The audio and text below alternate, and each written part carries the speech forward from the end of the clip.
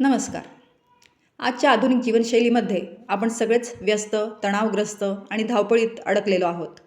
सकाळी उशिरा उठणं, नाश्ता टाळणं, दुपारी जंक फूड खाणं आणि मग रात्री उशिराचं जेवण. त्यानंतर स्क्रीन टाईम, मोबाईल टाईम, खूप वेळ बघणं आणि उशिरा झोपणं.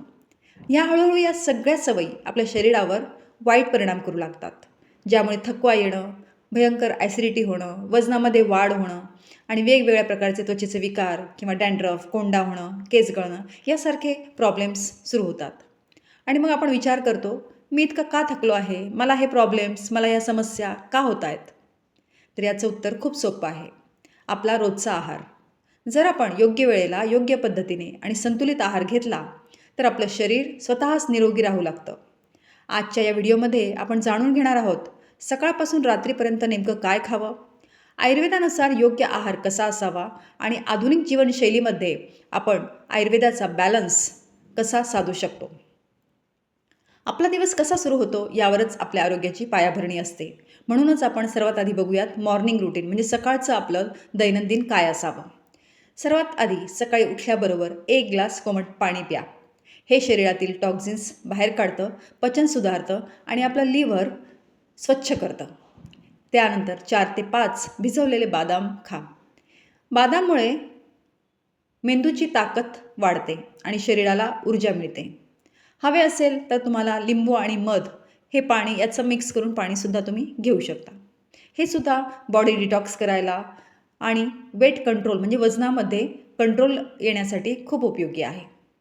त्यानंतर ब्रेकफास्ट म्हणजे नाश्ता. नाश्ता हा दिवसातील सर्वात महत्त्वाचा आहार आहे. नाश्ता राजासारखा करा असं म्हणतात.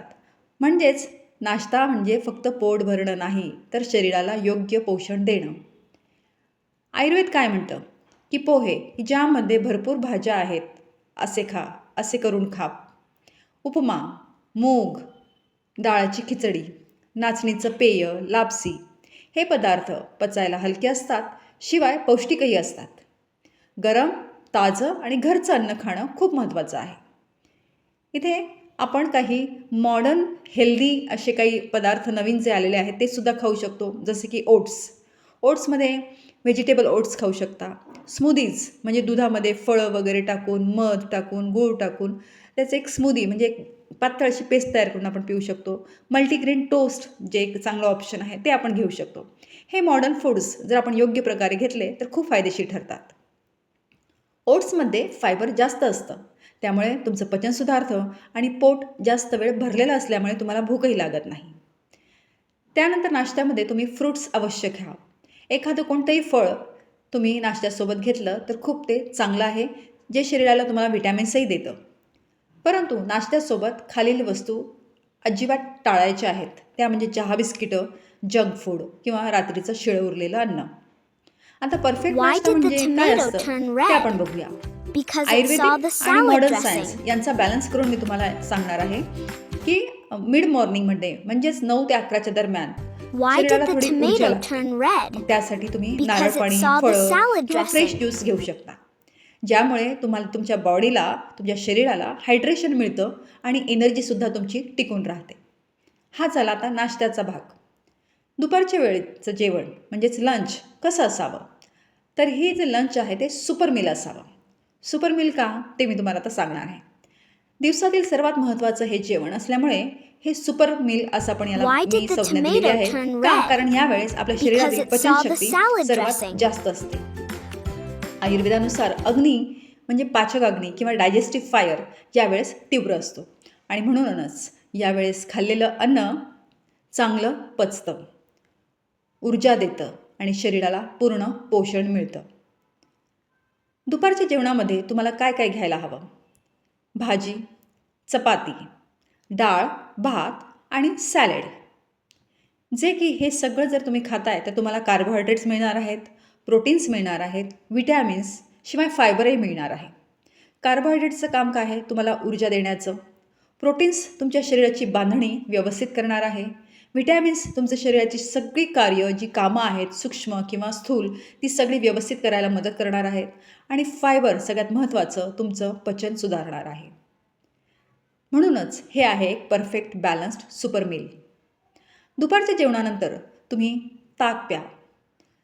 जेवताना शांतपणे चावून चावून चांगलं जेवा.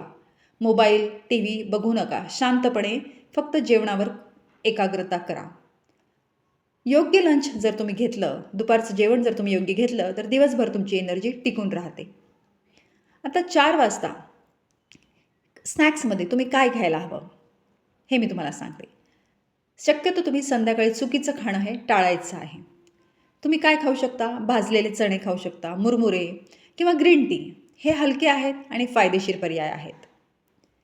रात्रीच्या जेवणामध्ये तुम्ही काय घ्यायला हवं? रात्रीचं जेवण हलकं असावं, जसं खिचडी, सूप किंवा एखादी भाजी चपाती. रात्री 8 वाजेपर्यंत जेवायला हवं. जेवणानंतर थोडं चालणं खूप फायदेशीर आहे. परंतु परत तुम्ही इथे काय टाळायला हवं? जंक फूड, जास्त साखर असलेले पदार्थ, तेलकट, तळलेलं अन्न आणि कोल्ड्रिंक्स हे तुम्ही ॲव्हॉइड करायला हवं. ह्या वस्तू तुमच्या शरीराचं संतुलन जे आहे ते बिघडवतात. हे झालं आता रात्रीच्या जेवणापर्यंतचं. आता पाणी तुम्ही दिवसभरातून किती प्यायला हवं हेही खूप महत्त्वाचं आहे. 7 ते 8 ग्लास पाणी तुम्ही दिवसभरातून घ्यायला हवं. आणि हे जे 7 ते 8 ग्लास पाणी आहे ते जेवणासोबत घेतलेल्या पाण्याच्या व्यतिरिक्त हे पाणी तुम्ही प्यायला हवं. आता हे पाणी कसं प्यायचं याचीसुद्धा एक पद्धत असते. तुम्ही 1 ग्लासभर पाणी घेतलं आणि गटगट पिलं आहे तर त्याचा शरीराला उपयोग होत नाही, कारण ते फक्त तुमच्या शरीराला फ्लश आउट करून टाकतं. तर ते पाणी आपल्या शरीरामध्ये आपल्या एकेका पेशीपर्यंत ते जिरवायचं आहे, मुरवायचं आहे. त्यामुळे हे पाणी पिताना तुम्ही एक एक घोट करत किंवा एक छोटा पेला जर ठेवला तर तो एक एक पेला तुम्ही थोड्या थोड्या वेळाने पित राहायचं आहे. असं घोट पाणी पिल्यामुळे ते तुमच्या शरीरामध्ये जिरतं आहे, मुरतं आहे आणि तुमच्या शरीरामध्ये हायड्रेशन टिकवण्याचं काम ते पाणी करणार आहे. दुसरी महत्त्वाची गोष्ट, वेळेवर जेवण खूप महत्त्वाचं आहे. जेव्हा जेव्हा तुमच्या पोटामध्ये डायजेस्टिव्ह फायर म्हणजेच पाचकाग्नी हा प्रदीप्त झाला आहे, म्हणजे तुम्हाला भुकेची जाणीव झाली आहे, त्यावेळेस तुम्ही जेवलंच पाहिजे. जर तुम्ही कामात राहिला आहात आणि तुम्ही जेवण अवॉइड करताय किंवा त्या वेळेवर तुम्ही एखादं जंक फूड खाताय किंवा बिस्किट खाताय तर अशा वेळेस ते तुम्हाला त्रासदायक ठरणार आहे. तिसरी गोष्ट, पुरेशी झोप. झोप खूप महत्त्वाची आहे. तुम्हाला रात्री मिनिमम 6 ते 8 तास झोप महत्त्वाची आहे. तीसुद्धा गाढ असायला हवी. हे असे छोटे छोटे नियम जे आहेत ते दिसायला छोटे वाटतात, पण तुमच्या आयुष्यामध्ये खूप मोठा बदल घडवून आणणार आहे, जो की चांगला असणार आहे.